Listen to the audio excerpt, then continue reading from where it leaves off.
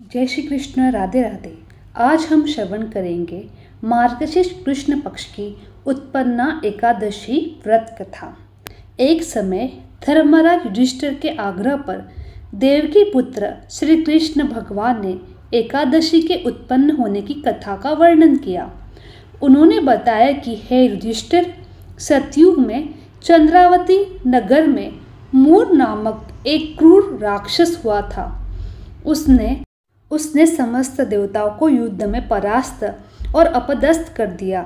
अपदस्थ व त्रस्त होकर देवता श्री विष्णु भगवान के शरण में गए। देवताओं के हितार्थ विष्णु भगवान ने मूर राक्षस से युद्ध कर उसकी सेना को अपने चक्र व गदा से छिन्न भिन्न कर डाला। उन्होंने अपने भीषण प्रहारों से मूर राक्षस को विदीर्ण कर दिया। घावों की पीड़ा से मूर राक्षस बेहोश हो गया। उसे मरा जानकर विष्णु भगवान विश्राम हेतु बद्रिका आश्रम की सिंहवटी गुफा में चले गए। इधर मूर राक्षस चैतन्य होते ही बद्रिका आश्रम सिंहवटी गुफा में जा पहुंचा और विष्णु भगवान की निद्रावस्था का लाभ उठाकर उन्हें नींद में ही मार डालना चाहा। तभी तत्काल विष्णु भगवान के शरीर में से एक तेजोमय दिव्य स्वरूप भीषण शस्त्रों से सज्जित कन्या प्रकट हुई। इस तेजस्वी कन्या ने मूर राक्षस से भयंकर युद्ध किया।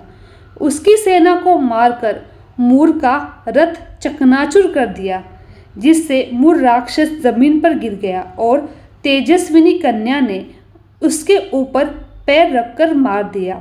सभी देवता जय जयकार करने लगे। इससे विष्णु भगवान जाग गए। उन्होंने उस दिव्य कन्या का परिचय जानकर उसे आशीर्वाद दिया और कहा, आज से लोग तुम्हें उत्पन्ना एकादशी के नाम से जानेंगे और तेरी पूजा पाठ करेंगे। तुमने मेरा सुकाज किया और दुष्ट राक्षस मूर का वध किया, उसके कारण तुम अमर हो गई।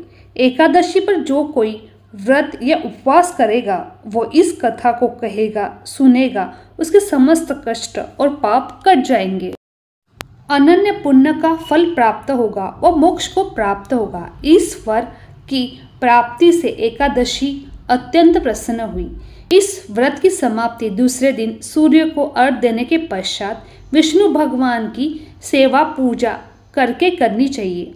कृष्ण भगवान ने कहा, हे युधिष्ठिर, इस व्रत के द्वारा संसार के समस्त वैभव और विष्णु भगवान की कृपा स्वतः की प्राप्त हो जाती है। यह व्रत निष्ठावान के लिए अत्यंत सहज व सरल है। बोलो भगवान विष्णु की जय, ग्यारस माता की जय, उत्पन्ना एकादशी की जय। व्रत करने से भगवान विष्णु की कृपा से लोगों के सभी पाप नाश होते हैं, मोक्ष की प्राप्ति होती है। एकादशी कथा सुनने मात्र से वाजपेयी यज्ञ का फल मिलता है। जीवन में आने वाली बाधाएं खत्म होती है। घर में सुख समृद्धि का वास बना रहता है। जो फल सूर्य और चंद्र ग्रहण पर कुरुक्षेत्र और काशी में स्नान करने से, दान करने से मिलता है, वह भगवान विष्णु के पूजन से मिलता है।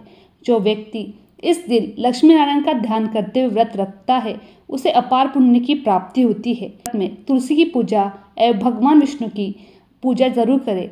भगवान विष्णु को और माता लक्ष्मी के पूजन का विधान है। मान्यता है कि इस दिन विधि पूर्वक माता लक्ष्मी के साथ भगवान विष्णु का पूजन करने से सभी मनोकामनाएं पूरी होती है। आइए अब सुनते हैं ग्यारस माता की कहानी। एक बूढ़ी अम्मा थी। वह एक बार एकादशी का व्रत रखने की जिद करने लगी।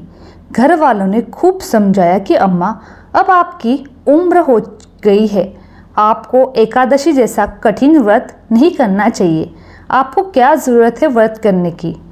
वो तो बूढ़ी माई बोली, नहीं, मैं तो एकादशी का व्रत ज़रूर करूँगी।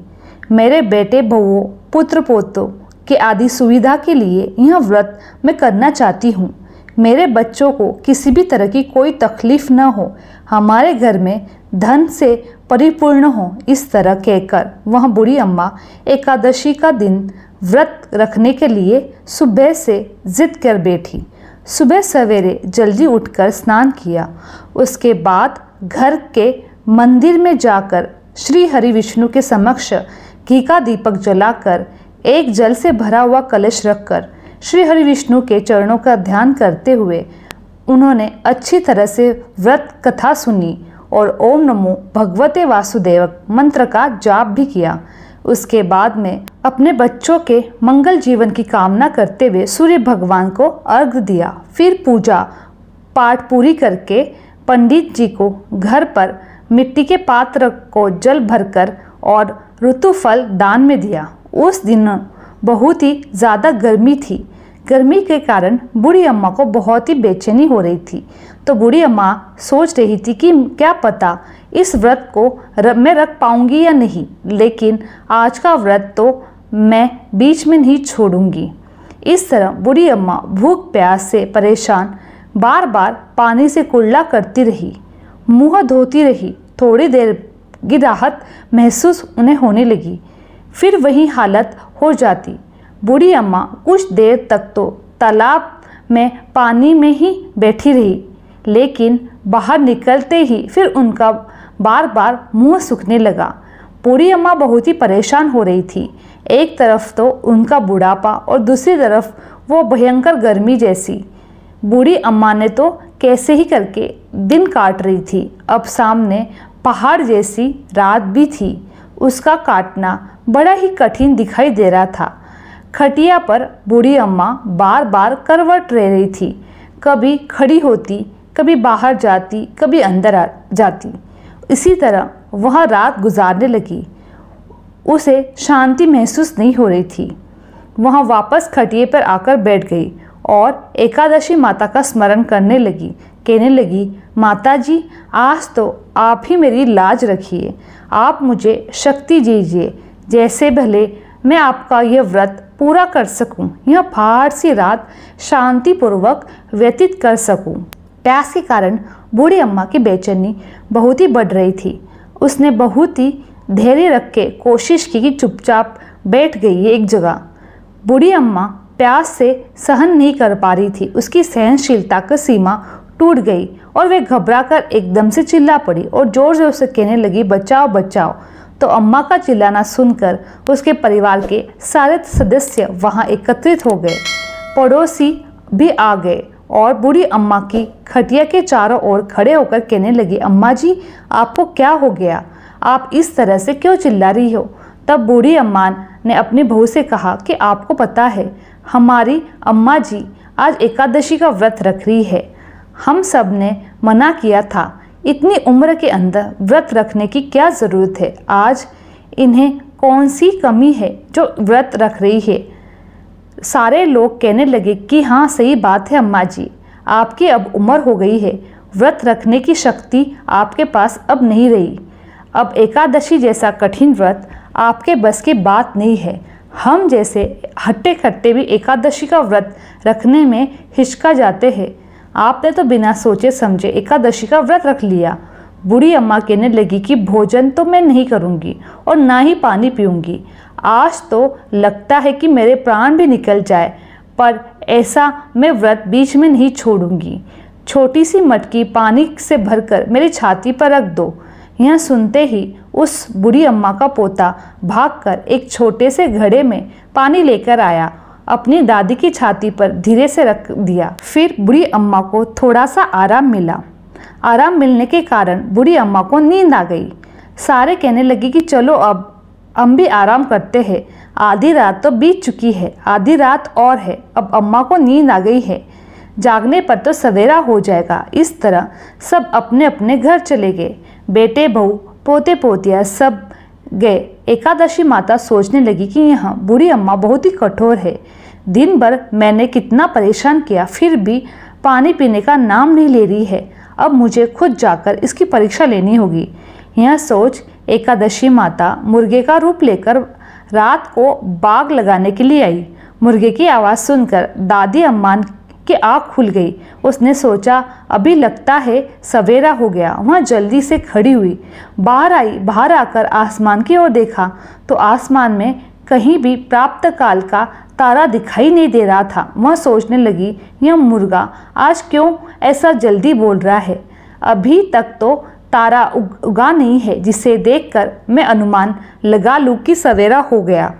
अभी वहाँ निकला ही नहीं है, फिर यह मुर्गा कैसे बोल रहा है। इस तरह सोचते सोचते बूढ़ी अम्मा को फिर प्यास लग गई। अब उनका मन विचलित होने लगा, लेकिन उन्होंने निश्चय कर रखा था कि व्रत को पूरा करेंगे, बीच में नहीं छोड़ेंगे, चले भले ही उनके प्राण चले जाए। यह सोचकर वहाँ खटिया पर जाकर लेट गई।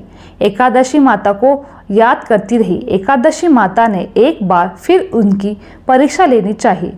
माता रानी एक छोटी सी बालक का रूप धारण करके एक गिलास में शरबत लेकर उस बूढ़ी अम्मा के सिराने आकर खड़ी हो गई और जोर से बोली, दादी जी सवेरा हो गया है, आप हाथ मुंह धोकर शरबत पी लीजिए। उस बच्चे की आवाज़ सुनकर बूढ़ी माई ने आँख खोली तो उसने देखा सिराने सी एक छोटी बच्ची शरबत का गिलास लेकर खड़ी है।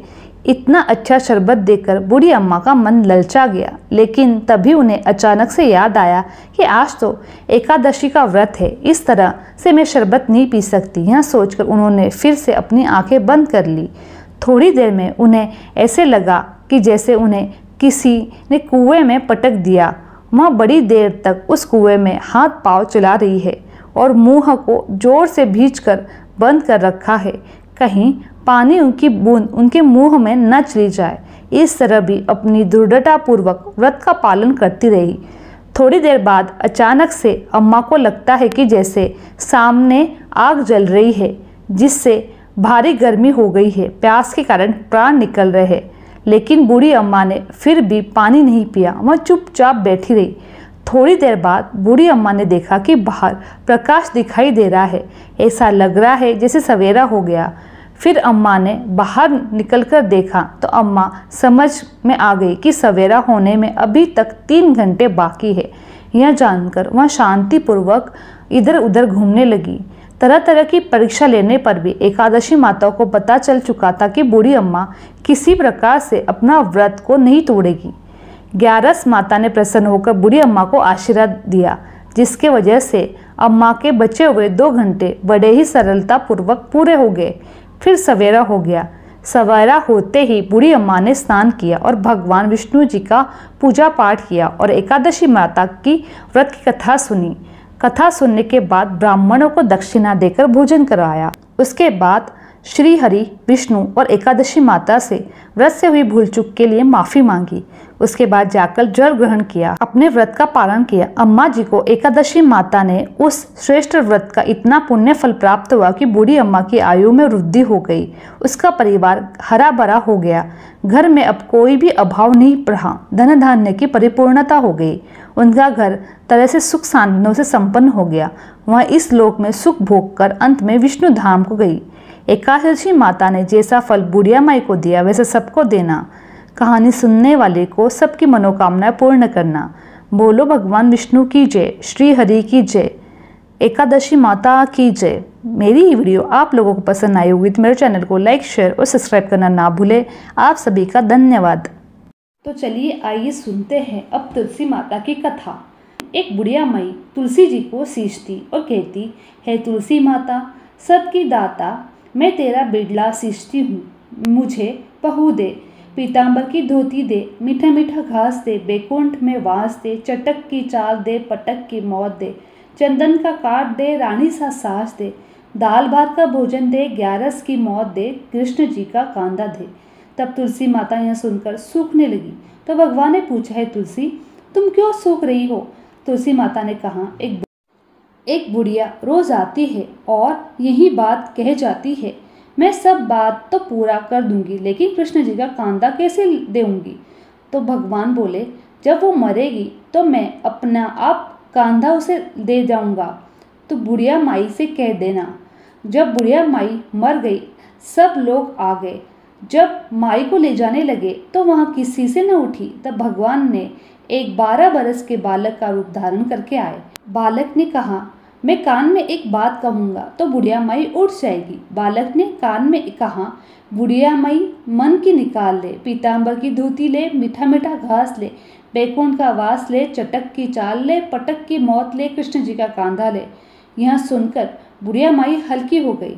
भगवान ने कांधा दिया और बुढ़िया माई की मुक्ति मिल गई। हे तुलसी माता, जैसे बुढ़िया माई को मुक्ति दी वैसे सबको देना। कहते वाले को, सुनने वाले को, हुक्कारे भरने वाले को, सब परिवार को देना। बोलो तुलसी माता की जय, भगवान विष्णु की जय।